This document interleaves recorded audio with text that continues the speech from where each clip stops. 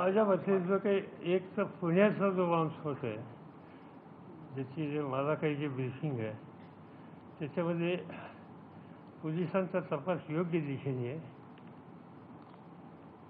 आणि त्याच्यातलं जे काही इलेव्हेंट आहे त्या संबंधीचं वास्तव चित्र हे लवकरच पुढे येईल याच्याबद्दल मला पूर्ण खात्री आहे. मी काही अधिक त्याबद्दल बोलू इच्छित नाही.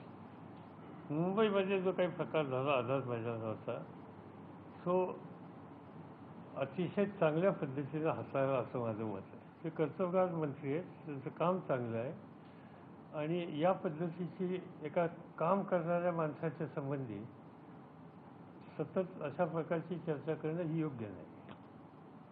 आणि माझा पक्ष म्हणून जर सांगायचं असेल तर माझा पक्ष त्यांच्या पाठीशी आहे.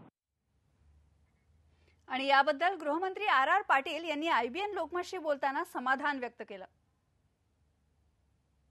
मी साहेबांचा नेहमीच आभारी आहे. त्यांनी माझ्यावर नेहमीच विश्वास ठेवलाय. त्यांच्या माझ्या या आयुष्यामध्ये तडजोड नाही असं काम करायचा मी नेहमीच प्रयत्न करीन. त्या निमित्ताने मी सांगेन.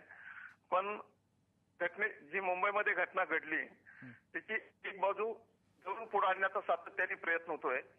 पण ही गोष्ट हाताळताना देशांच्या वर कुठल्या मर्यादा होत्या, त्या परिस्थितीत नेमकं काय केलं पाहिजे होतं याचाही कुठेतरी विचार केला जाण्याची आवश्यकता होती आणि आहे असं वाटतं. मी जरूर आपल्या चॅनलवर येऊन त्या घटनेच्या संदर्भात सविस्तरपणाने बोलणार आहे. पोलिसांची आणि सरकारची बाजू महाराष्ट्रातल्या जनतेसमोर ठेवणार आहे.